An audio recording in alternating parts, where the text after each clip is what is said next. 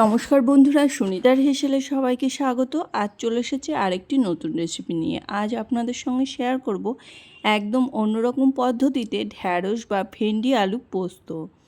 খুব অল্প সময়ের মধ্যে কিন্তু তৈরি করে নিতে পারবেন। হাতে মাত্র 10 মিনিট সময় থাকলেই কিন্তু এই সুস্বাদু ঢ্যাঁড়স আলু পোস্ত বানিয়ে নেওয়া যায়। চলুন তাহলে রেসিপিটি শুরু করা যাক। এখানে দেখুন ঢ্যাঁড়স আলু আমি একটু লম্বা টুকরো করে কেটে নিয়েছি। ওভেনে কড়াই বসিয়ে দিয়েছি। কড়াইতে দিয়ে দিয়েছি পরিমাণ মতো সর্ষের তেল। এখানে 2 টেবিল চামচ পরিমাণে আমি সর্ষের তেল দিয়েছি। তেল খুব ভালো করে গরম হয়ে গেলে এর মধ্যে ফোড়ন হিসাবে দিয়ে দিয়েছি কালো জিরে। এবার আমি এর ভেতরে কেটে রাখা আলুগুলোকে প্রথমেই দিয়ে দেব। দেখুন এখানে আলুগুলোকে দিয়ে দিয়েছি। এবার আলুর মধ্যে আমি লবণ আর হলুদ দিয়ে আলুটাকে বেশ লালচে কালার করে কিন্তু ভেজে নেব। এখানে দেখুন লবণ হলুদ দিয়ে দিয়েছি আর দিয়ে দেবো সামান্য একটু লঙ্কার গুঁড়ো। কালারটা যাতে ভালো আসে সেই কারণে এখানে আমি সামান্য একটু লঙ্কার গুঁড়ো ব্যবহার করেছি।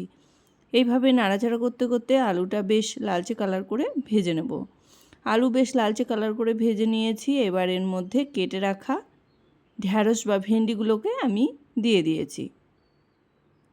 খুব ভালো করে কিন্তু আমি আলুর সঙ্গে ঢ্যাঁড়সকে মিশিয়ে নেব। মিশিয়ে নিয়ে এইভাবে হালকা একটু নাড়াচাড়া করে নিয়েছি। এবার ঢাকা দিয়ে রেখে দেব প্রায় 2 থেকে 3 মিনিটের জন্য। দেখুন ফিরে এলাম। এবার আমি আবারও একটু নাড়াচাড়া করে মিশিয়ে নেব। এখানে দিয়ে দেব বেশ কয়েকটা চেরা কাঁচা লঙ্কা। কাঁচা লঙ্কাটা দেওয়ার পরে কিন্তু আবারও খুব ভালো করে একটু নাড়াচাড়া করে নেব। আবারও আমি ঢাকা দিয়ে রেখে দেব 2 থেকে 3 মিনিটের জন্য। এইভাবে ঢাকা দিয়ে দিয়ে ঢ্যাঁড়সটাকে কিন্তু একটু নরম করে ভেজে নেব। দেখুন এখানে ঢ্যাঁড়স আলু কিন্তু বেশ ভালো করেই ভাজা হয়ে গেছে। এবার এর মধ্যে আমি দিয়ে দেব পোস্ত। এখানে আমি 2 টেবিল চামচ পরিমাণে পোস্তকে মিহি করে বেটে নিয়েছিলাম। সেই পোস্ত এখানে দিয়ে দিয়েছি। পোস্তটা দেওয়ার পরে বেশ ভালো করে একটু নাড়াচাড়া করে নেব। দেখুন খুব ভালো করে কিন্তু পোস্তটাকে নাড়াচাড়া করে নিয়েছি। নিয়ে এবার আমি ঢাকনা দিয়ে ঢেকে রেখে দেবো প্রায় 5 মিনিটের জন্য। আর এই রান্নাতে কিন্তু কোনো রকম কোনো জলের ব্যবহার আমি করিনি। এই ঢ্যাঁড়স আলু পোস্তটা একটু শুকনো শুকনো হবে, সেই কারণে এখানে কিন্তু কোনো রকম কোনো জলের ব্যবহার করিনি।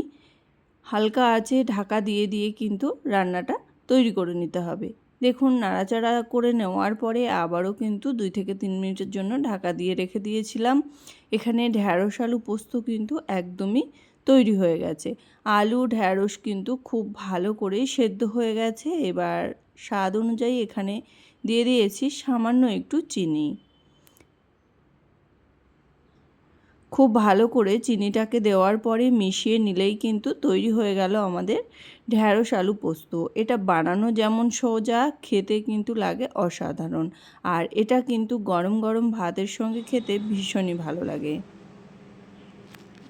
হাতে মাত্র 10 মিনিট সময় থাকলেই কিন্তু এই সুস্বাদু ঢ্যাঁড়স আলু পোস্ত তৈরি করে নেওয়া যায়। আমার এই ঢ্যাঁড়স আলু পোস্তর রেসিপি আপনাদের কেমন লাগলো অবশ্যই কিন্তু কমেন্ট করে জানাবেন।